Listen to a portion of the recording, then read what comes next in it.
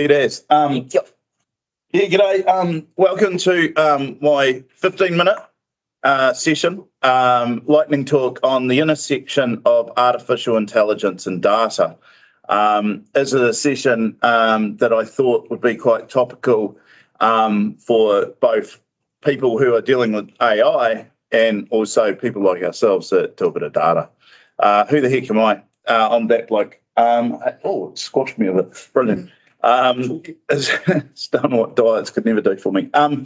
Yeah, I've been mucking around with ones and zeros for quite a few years. I love DevOps, and in fact, I formed my own company on it, helping clients all around the world embrace DevOps, the cloud, and these days a bit of AI. I'm basically at heart a technologist who understands business value. Like, I come from an infrastructure background. I've been a DBA. These days I do stuff with DevOps, but no matter what I touch, be it deploying stuff for a client using Terraform in AWS, Azure, GCP, I don't really care. I think about what the business value is that we're doing all that stuff with. And same with tuning databases. For me, the reason I tune databases is so that the company that has the problem can deliver business value far, far better. I'm not actually too worried about why the indexes and queries are ones zeros. I don't really care about that. I do care about business value. And if you follow me on Twitter or anything like that, I use a hashtag make stuff go. It's pretty much my mantra in life. So whatever I do does it make stuff go. Alrighty. So AI. AI is one of these things that is now quite prevalent in modern technology. And I was having a chat to someone the other day about AI, and they said, what are your thoughts about where it's at right now? Is it something new? Da-de-da. And like, in some respects, it's been around since computers have been around. When I started mucking around with chatbots, machine learning, all those sort of things was 2017. And I was trying to do stuff back then that what used to take us weeks, we literally now can do in like 20 minutes. And if I think about AI and how prevalent it is in modern technology, I think about healthcare where we can do improved diagnostics and personalised treatment. And in fact, I worked with a startup where they were doing scanning of cancer cells using AI, machine learning algorithms, because they were far, far better than us humans and far, far quicker. We have autonomous cars and vehicles these days in the transportation sector. And also, the financial sector is making use of AI. And I guess, what you see out there in the media, think the Terminator type thing, that depiction of what I think AI is obviously incorrect. But AI for me encompasses, learning models, training GPTs, generative pre-trained transformers. So everyone knows what ChatGPT is, but you can create your own GPT. And I have created one for my company based around doing emails because I am so bad at emails. For those of you that email me, you know that I really just don't do it. So what I did was I used AI in the form of ChatGPT to help me create a GPT, which I thought was kind of cool because, it was like it was creating itself. If I think about what we have in our world of data and how we can utilize AI, we want to do things like automated pattern recognition. And what I mean by that is like, imagine you've got a massive amount of data coming in and we can use machine learning and cognitive services and now OpenAI in Azure, where we can validate our data, we can verify it, and we can start creating learning patterns on massive amounts of data sets. And, what that means is that, I, as a sort of a cloud engineer technologist, I have all this monitoring going to, our monitoring software, and trying to trawl through that as a human is just near on impossible. Whereas if I can use tools that have a form of AI, and again, I'll use the word machine learning quite a bit here, I'm going to tend to one, use them and promote them, because they can take all that data and give it to me as information. Also, predictive analytics, another aspect of AI, we can start seeing anomaly detection and predicting errors before they even happen. One area that really sort of sat well with me in terms of how AI is going to help me as a data professional was around synthetic data generation. So what I mean by that is we want to create data that, names, addresses, emails, dates of birth, all that kind of stuff, really, really quick. And so what I did, I got GitHub Copilot to actually generate some Python code for me. And that, again, this is using aspects of AI to make my job easier. Now, people always say to me, are you worried that AI is going to replace you or get rid of your job? No way.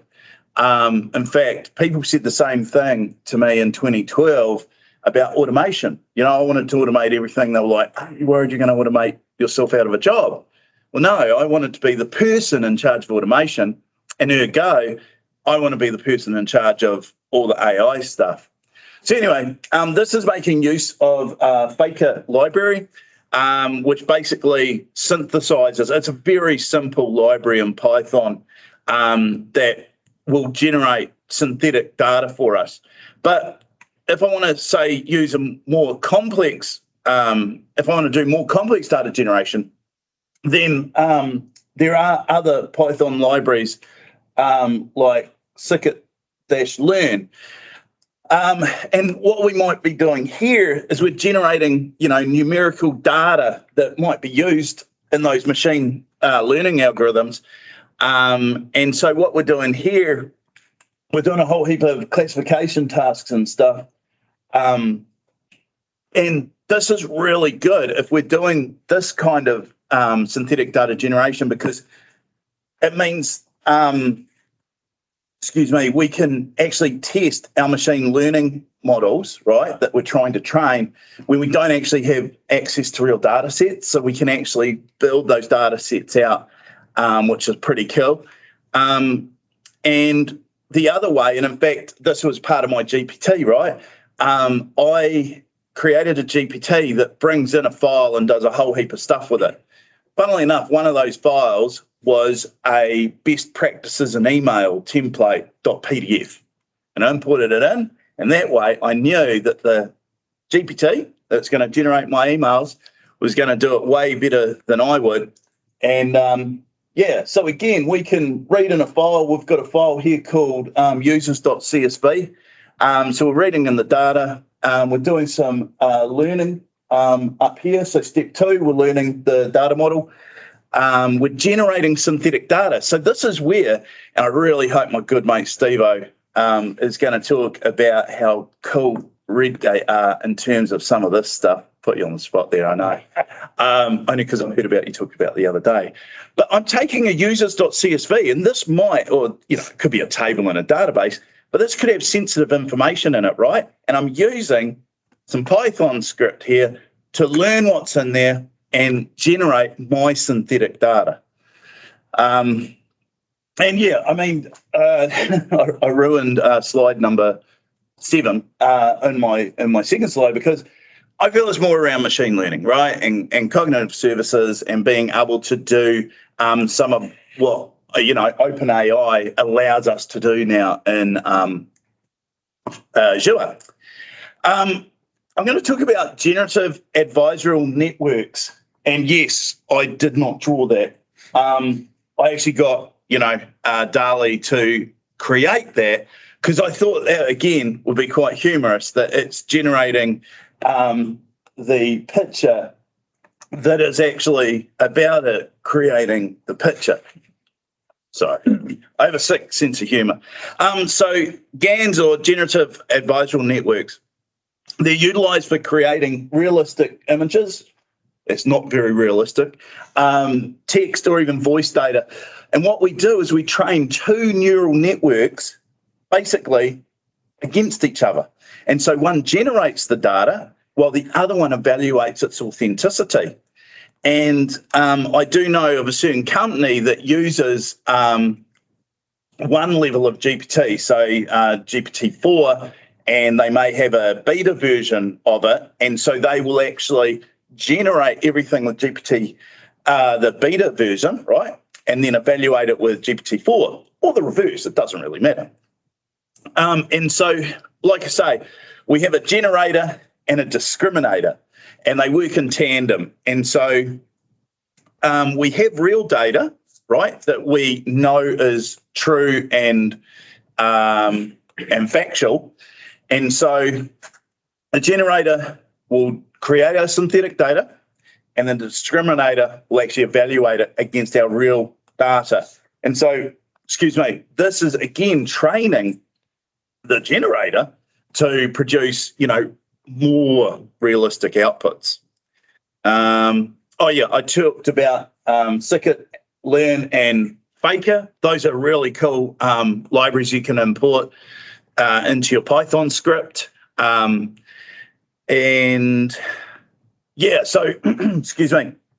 Basically the benefits of all this is that, now we can actually, it's often quite, the thing that I hear from people that are struggling testing their data is that, the data generation part is hard. How do I get realistic data? And so incorporating, definitely scikit-learn and Faker are two ways that we can easily generate some of that stuff. I am going to now, do that. I am going to do the world's quickest. Has it done it? No. Come on. I think you're extended. You're presented. There you go. There we go. World's quickest demo. Okay. So I use GitHub Copilot, and so I don't know what you do in Windows World. I do Command I. Anyway, and so what I'm going to do is I'm going to tell it for an order table with order date and order total columns, write a T-SQL-T test. Does anyone here know T-SQL-T? A couple? Yeah, so T-SQL-T is a framework that allows you to test your T-SQL code using T-SQL code. Well, I'll show you. Okay. So anyway, I want to write a T-SQL test to ensure that the order date is not null and that the order total is greater than 0. And the problem I have in my world is that a lot of people say writing unit tests for T-SQL is so hard, and I'll just click accept. But it really isn't, because don't worry about the red squiggly lines. Basically, we have the framework, a framework here this is the unit test. Now, if I was in charge of GitHub Copilot, I'd actually say you need to install T-SQL-T, but that's fine. You install the framework. It's so easy. Anyway, but for me, this is where our industry is going. I used Copilot before to generate some of the Python script. It wasn't great, and that is one thing you need to remember, is that AI is kind of like the best friend you don't really want, because it really wants to be your best friend so much, and it's going to give you exactly what it thinks you want. And when people use Copilot and start, pointing it at their existing code and then saying, write me a function to do blah, blah, blah, blah, well, it's going to give you the type of coding that it sees you're using. because it's a co-pilot. It's not the pilot. And so I see it as a peer coding tool, not the coding tool that's going to put me out of a job. Anyway, alrighty. So that was the world's quickest demo. So one of the other aspects of where AI can help us is around, identifying and correcting hidden patterns and biases in our data sets. And so this, again, is pattern recognition through machine learning. I talked about before monitoring software, where it can go through, it can recognize patterns and then give me information. We also have, automated analysis and error reduction. And so, again, by automating our test data, this significantly reduces human interaction, error, and actually increases the precision of our test results. And the cool thing is, much like us, or at least all of you, because you're here, it does it through continuous learning and adaptation. But of course, we do need to think about ethical considerations and challenges. And so part of this, I talked about where you pointed at your existing code base and you think that it's going to give you really good code. Well, the problem is we've got to ensure AI doesn't inherit or actually amplify the biases from our training data or our code itself. And because what will happen there is we're going to get unfair outcomes based on, and it could be race, gender, other characteristics based on our data. So it is something that we do need to consider and cater for.